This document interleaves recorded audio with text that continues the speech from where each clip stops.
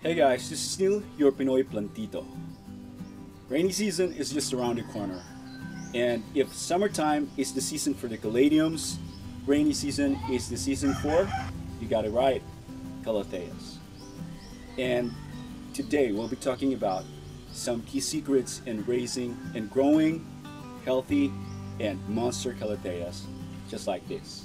All that and more coming your way in just a bit.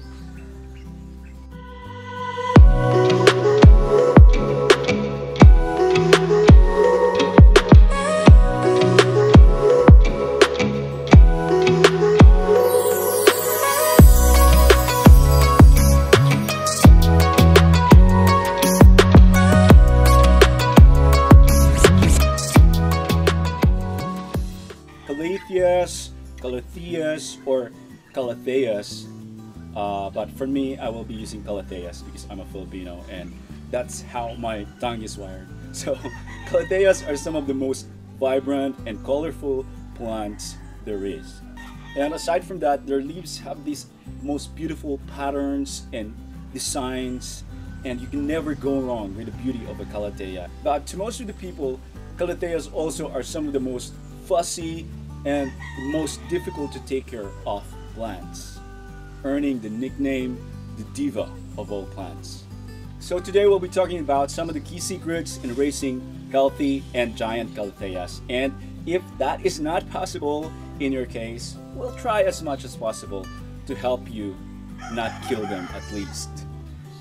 So this is going to be a very comprehensive video, guys, about Calatheas, and we will try to cover as much topic as possible about the plant, including its background, the environment requirement, the plant care requirement like sunlight, humidity, and watering. And we will have a brief session about potting and repotting, and while we're doing that, I'll be discussing also the soil mix for Calatheas. And we will have also another brief session about propagation of Calatheas. And we will talk about some of the issues which you might encounter in growing this plant. And lastly, I will try my best to rank according to the difficulty in caring for them, the varieties of Calathea that I have here in my backyard. So if you're ready, let's get on with it. First, let's talk about the background of Calatheas. Calatheas are naturally found occurring and living in South America to Central America, which makes their climate pretty much the same here in the Philippines.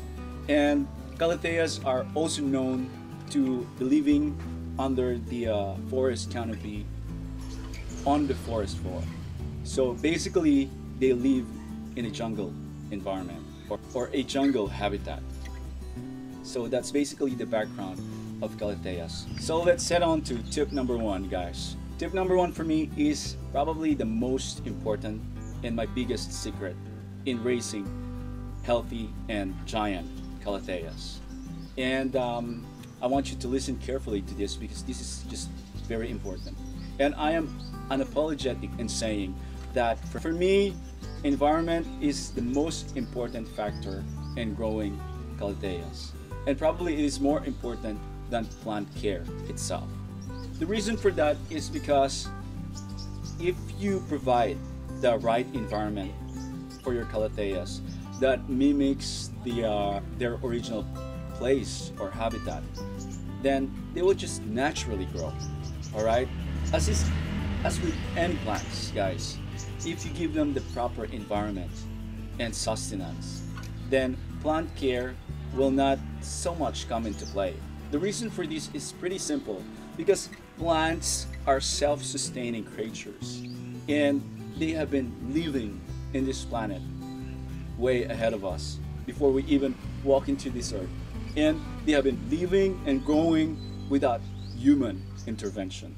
So in my backyard, guys, Calatheas seem to be thriving so well. The reason for that is because my backyard has a jungle environment. So guys, I couldn't stress anymore the importance of the proper environment in growing Calatheas. And probably this is my biggest secret in having all these plants. I took care of the climate of my backyard. I created a microclimate that has a jungle climate. Okay, so that's why my Calatheas here, as you can observe, are really doing well and thriving well in this area. It doesn't take a scientist for you to understand that Calatheas live in the forest floor and it is their natural habitat. So if you can provide or mimic an environment that is similar to their place of origin, then you might have a big success in caring for Calatheas. If you would ask me, and this is without bragging guys, if I had a hard time with Calatheas, I would tell you no. Okay, so generally no, except for one, which is the Calathea wide fusion. But for the rest of the Calatheas here in my backyard, they seem to be doing okay. And if you're gonna ask me, do I give more attention to Calatheas than I do as compared to other plants here in my backyard? And my answer is also no, I don't. I just give them the same care and treatment. And because I am confident that I can just leave the Calatheas to grow in my backyard because it has the perfect environment for them. So number one, environment, very, very important, guys. But I would just like to issue a disclaimer, guys, that what works for me might not work for you. And these tips that I'm giving you guys is rather subjective because it depends really on your environment. But if you can take care of the environment, then I would say that these tips will be more relevant and applicable to you and most likely to be accurate.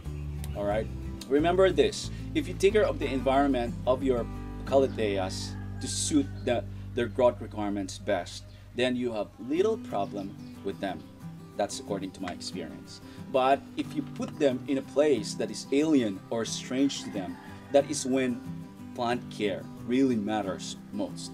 Okay, for example, if you put them indoors, or if you have them in a backyard that is very, very different from their place of origin, then you will have a hard time. You will be struggling a lot. And I think this is the problem with a lot of people trying to care for Calatheas. They have, for example, a backyard that is very hot, that has too much light, and that has probably less humidity and all those things that Calatheas hate. And I'm telling you that Calatheas are the type of plants who are unlike your fake friend. They are actually very honest and frank, and they have a problem with you, you gotta find out.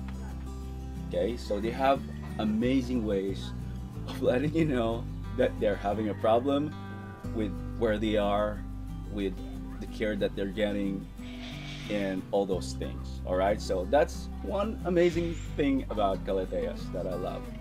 So we're done with tip number one, which is all about environment. Let's go to tip number two, which are the other plant care requirements of Calatheas. Care requirements that we will be focusing right now are lighting, humidity, and watering. Okay, so let's go first with lighting.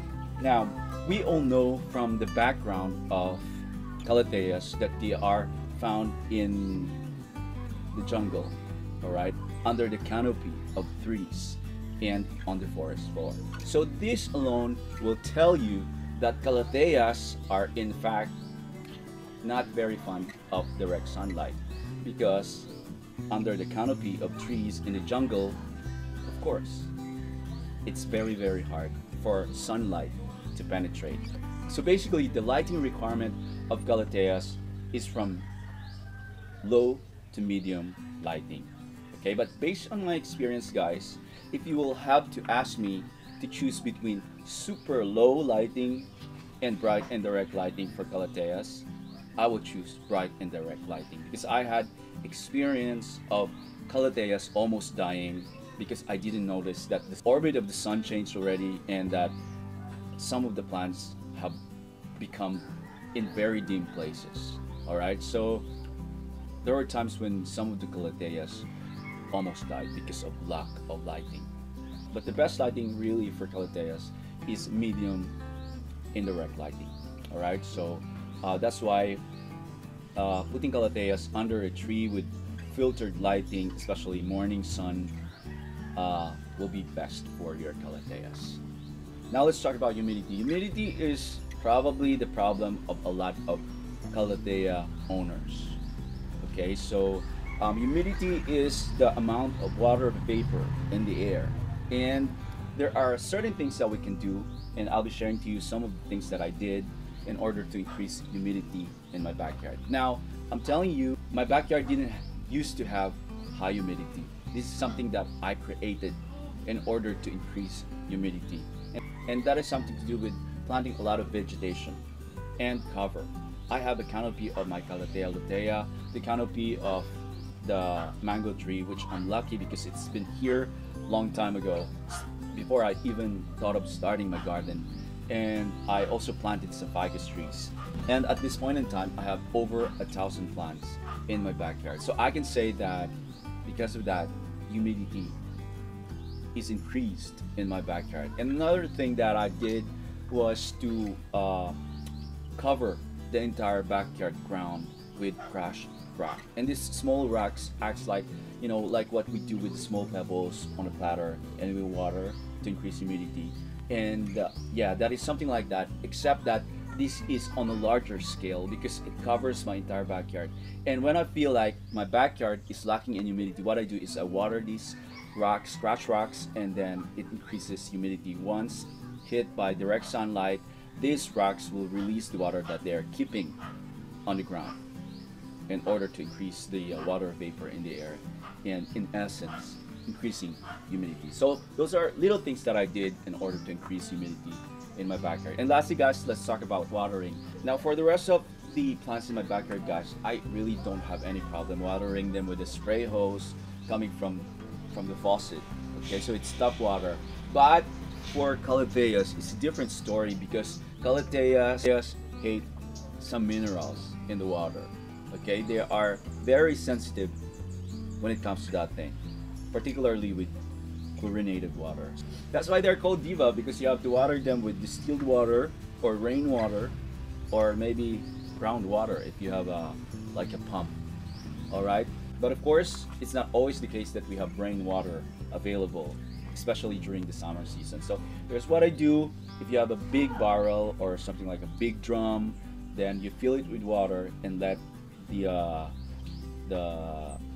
chlorine evaporate or settle down. Okay, so especially if you have a big barrel, then that will be enough for a few days to a week of stocked water. Alright guys, so we transferred to this table because we will have a brief session about potting or repotting Calatheas. And while we're at it, I will also show you my general soil mix for Calatheas.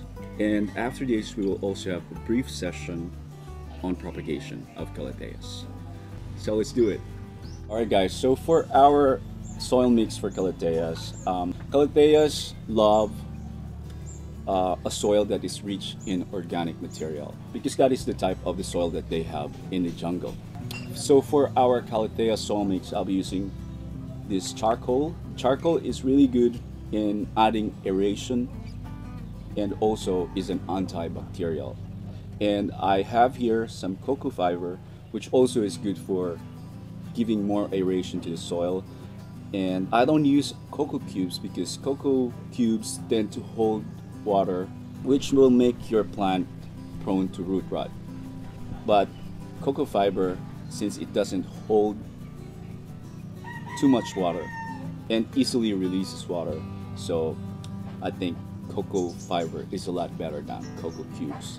And here we have also a carbonized rice hull, which gives the soil an additional aeration and also is an organic matter. Now, I don't recommend you guys using regular rice hull because regular rice hull needs to decompose, and in the process of decomposition they might take away the oxygen in the soil for the roots of your plant, so it's really not a good thing. So I would suggest that if you want to use rice hull, use a carbonized rice hull because this is like already decomposed rice hull. And of course, since Calatheas need a lot of organic matter, I have here a fully decomposed acacia leaves, and I think there are also branches here that's fully decomposed. And lastly, we have a regular garden soil. So I think the percentage of this will be the charcoal, cocoa fiber, and the carbonized rice hull 15% each. All right, and maybe 30% for the acacia leaves and 30% for the regular garden soil. All right, so what we'll do is we'll just mix them together.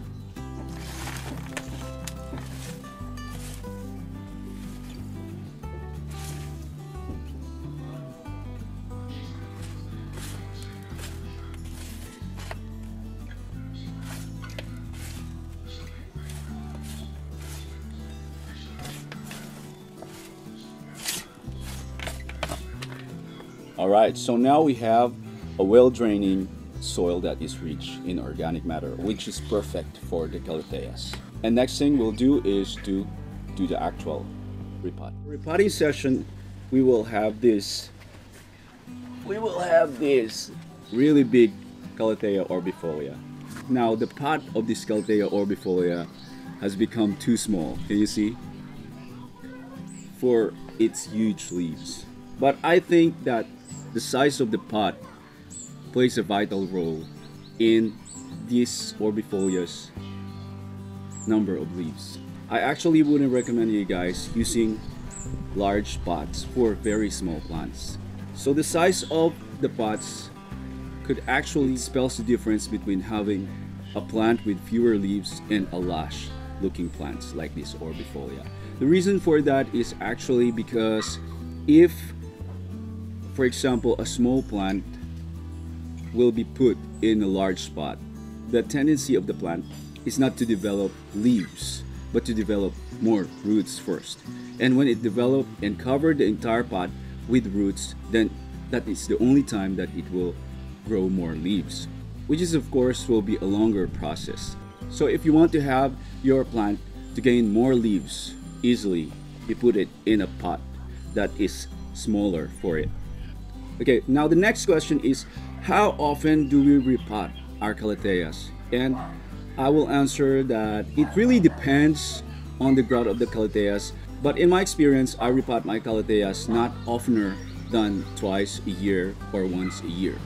Okay, so in that way, I can make sure that the only time that I will repot them is when it is really needed, like when their roots are already like coming out from the pot and when their leaves are too heavy for the pot, just like this, you know, like when I put it here, sometimes it gets knocked out by the wind because of its many leaves. All right, now the next question is, how do we select the correct pot for our plant? So have you observed, guys, that the pots available in the market have the sizes of 2, 4, 6, 8 inches, something like that? That is for a reason, guys, because the next spot for me where you should transfer your plant is the next inch or the next 2 inches. All right, so in that way you don't jump from 2 inches to 10 inches unless your plant becomes like a giant in a matter of few months. So the next spot that we'll be using is this spot, which is just slightly bigger than this spot. All right, so it's easy. What we'll do is just to take this plant out. All right, as you can see, guys, it has developed a lot of roots. Now what do I do in transplanting? A lot of people remove all the soil from the roots, but what I do is really, I don't. I just keep the bowl of soil around the roots, unless probably there's some problem with it, like there are bacteria infestation or fungus, but this one seems healthy, so I'll just keep the bowl of soil surrounding the roots. And in this way also, I observed that doing that will prevent your plant from having to adjust to its new pot, okay? Because if you keep the roots intact, it seems like it's not repotted at all, okay? I don't experience like withered leaves or sad leaves because I don't disturb the root system here. Okay, so what we're gonna do is just put as much as possible. I keep the charcoal at the bottom to help the release of water the drainage of water faster, and I put a little bit of soil at the bottom, and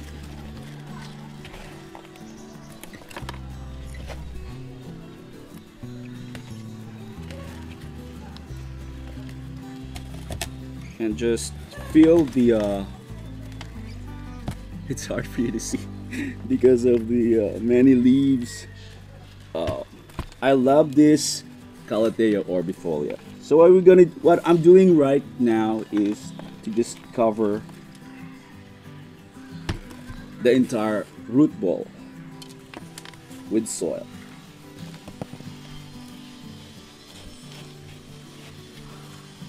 And make sure that the soil is intact.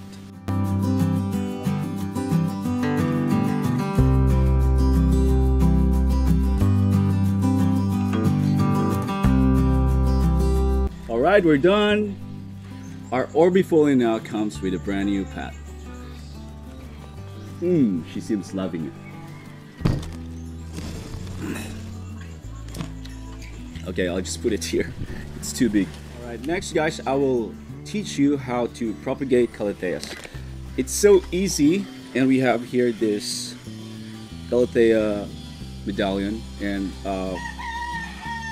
it has, as you can see,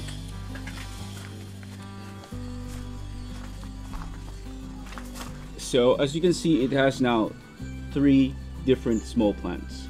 And what we will do is we'll just take it out from the pot.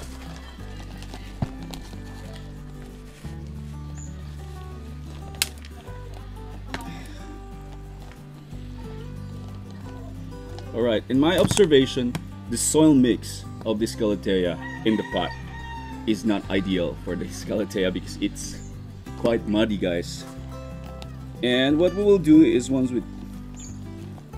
we took out all the roots, is we will split it.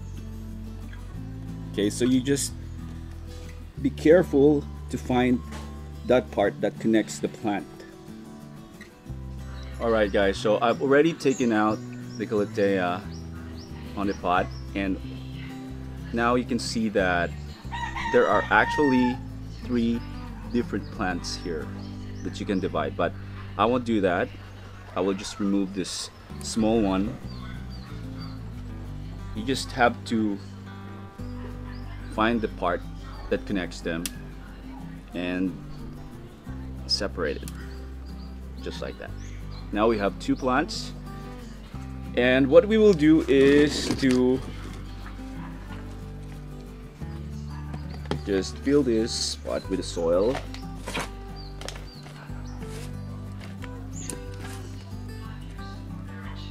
And I need some more.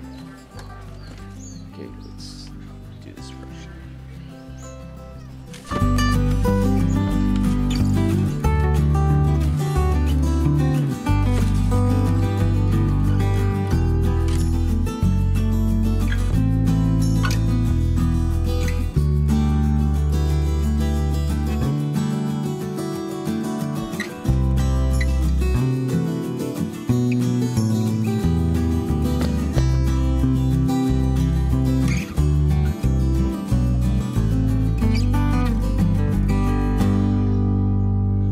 Our newly propagated Calatheas. Alright guys, so now we're done with soil mix, potting, repotting, and also with propagation of Calatheas. Now the next thing that we will talk about is all about those issues which you might encounter in growing Calatheas. Now as a plant parent, we become a lot of things to our plants.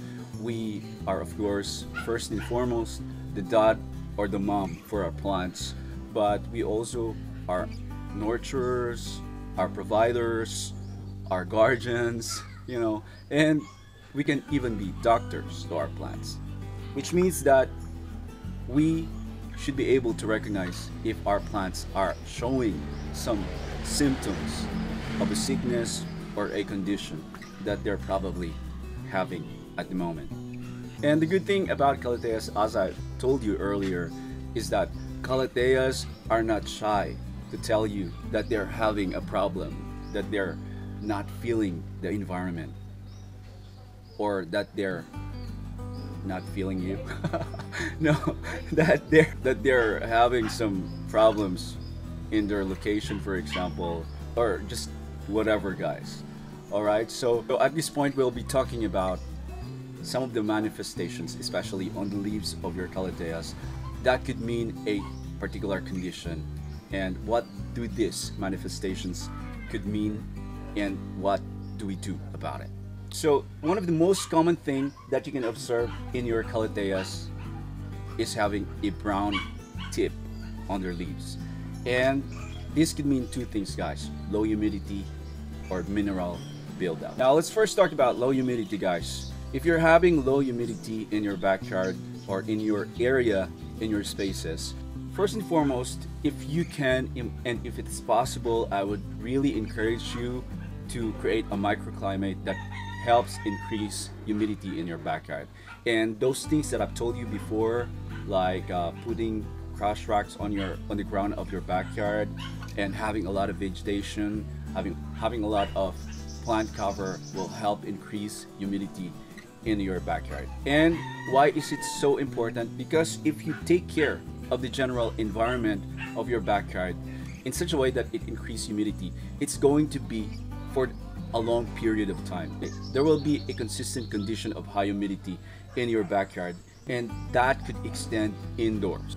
In that way, you don't have to like be always worried if the humidity drops or not, and you don't have to constantly check on your plants. It will not be so taxing for you because you don't have to check your plants every now and then, turn on your humidifier if needed, things like that. Okay, but I understand that it is not possible for everyone, because a lot of plantitos and plantitas that I know are actually urban gardeners, so they have very limited space, and a lot of them have only indoor gardens or balcony gardens. So if it's not possible, of course you can turn it into humidifiers. And if it's not possible, or you can't afford a humidifier at the moment, you can actually improvise. And one of the things that you can do to increase humidity for a particular plant or a particular group of plants is by having a platter with pebbles and watering it, so that when there is an increased heat in the area, the water under the pebbles would evaporize, and this release of water vapor is what increases humidity in your space. All right, so those are the things that you can do to increase humidity for your Calatheas. And another cause of brown tips on the leaves of your Calatheas is mineral buildup.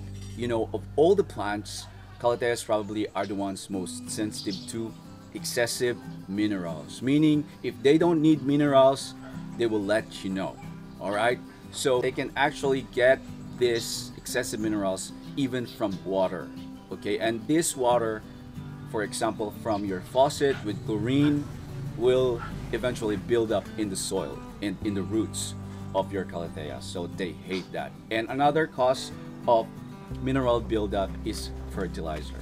Now, if there's one plant that I wish you would be really careful about when it comes to fertilizing, it's the Calathea, because they are very sensitive to excessive minerals. And a lot of these fertilizers have minerals that Calatheas don't even need.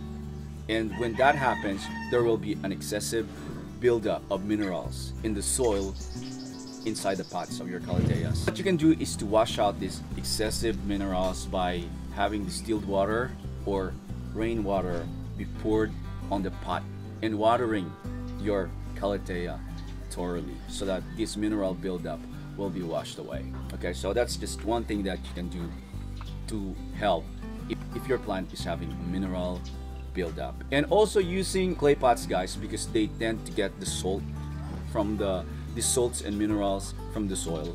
That is really good for Calatheas also, because they hate excessive minerals. That's why you can observe the clay pots with, you know, like whitish color outside. So these are the excessive salts and minerals from the soil. And if the clay pots are doing this amazing job of taking these excessive minerals in the soil, it will be very good help for your Calathea plants.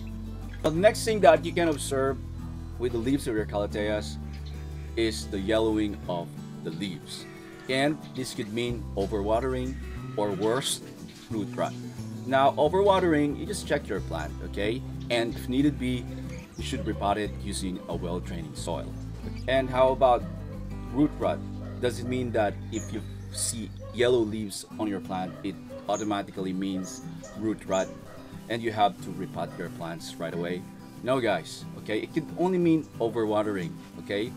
Now, transplanting or repotting your plant right away would disturb the plant, all right? But of course, it is so hard to determine if there's a root rot going on because you cannot see the roots of your plants without repotting it.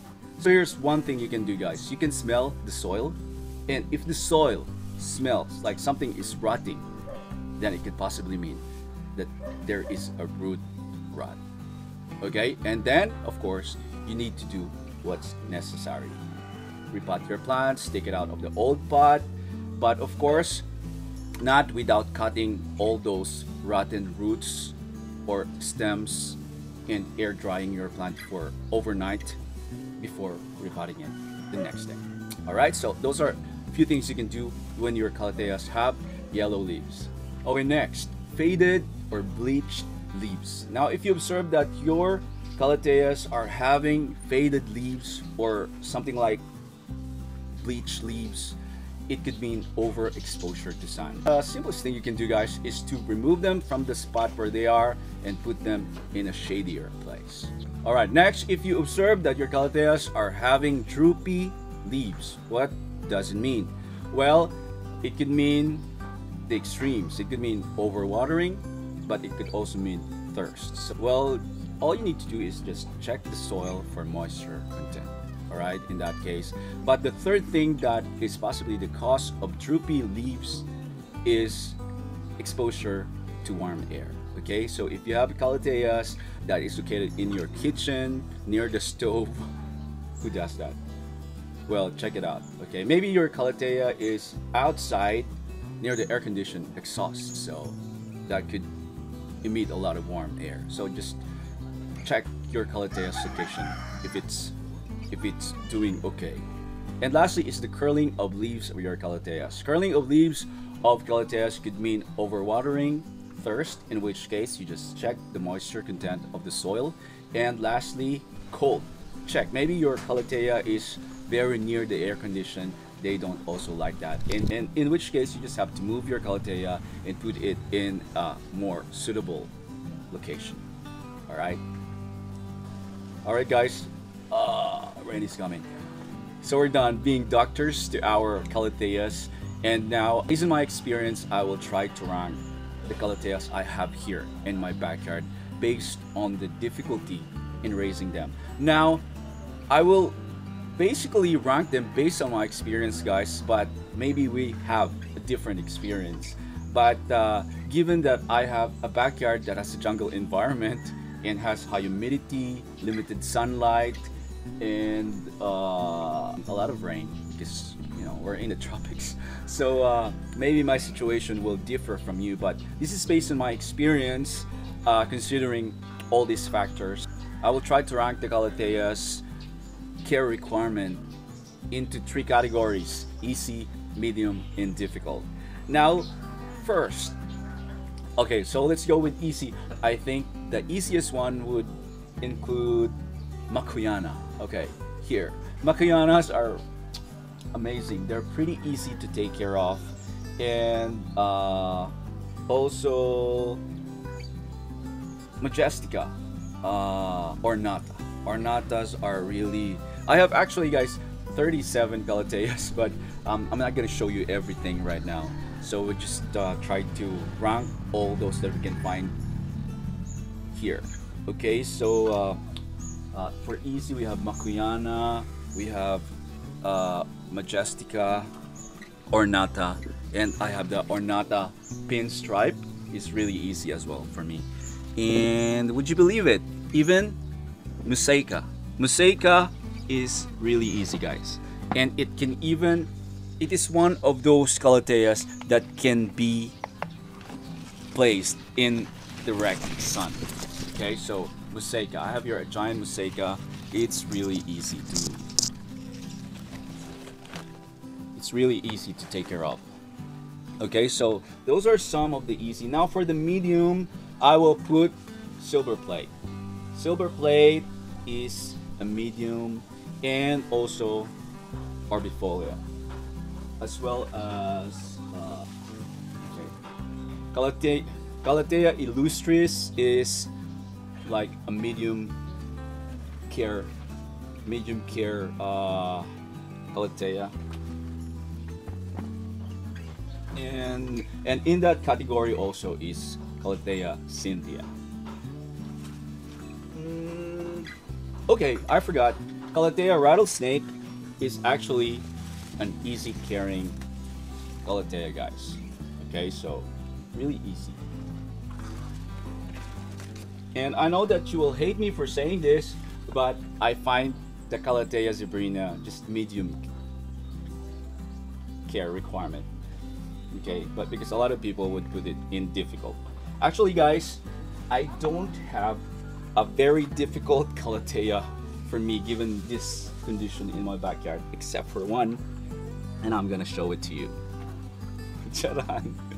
This is my Calathea white fusion, and not just I consider this to be a very diva and difficult Calathea, but I consider this to be my kryptonite plant, a plant that embarrasses me for all my self-proclaimed expertise, guys. My Calathea white fusion used to be not so big, really small, but it has become small. Then it will live again and become a little more lush, and then after a while, it will become like this again.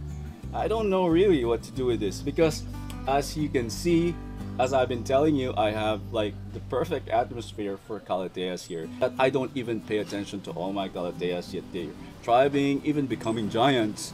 But for Calathea white fusion, I don't know, guys. Tell me about your experience about Calathea white fusion.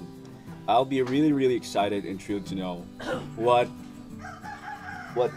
your experience with this plant, guys. So let me know, comment in the comment section. Tell me about it. All right, so far those are the things that I could share with you guys. I hope that we covered most of the topics about Calatheas. And before I go, I would just like to encourage you to hit like, and if you haven't subscribed to this channel but you think that the videos here are cool and helpful for you, why don't you subscribe and hit that notification button so that you can be notified and be updated with all the videos coming out here in my channel. So this has been your Pinoy Plantito Neil, and I hope to see you again next time. Bye, guys.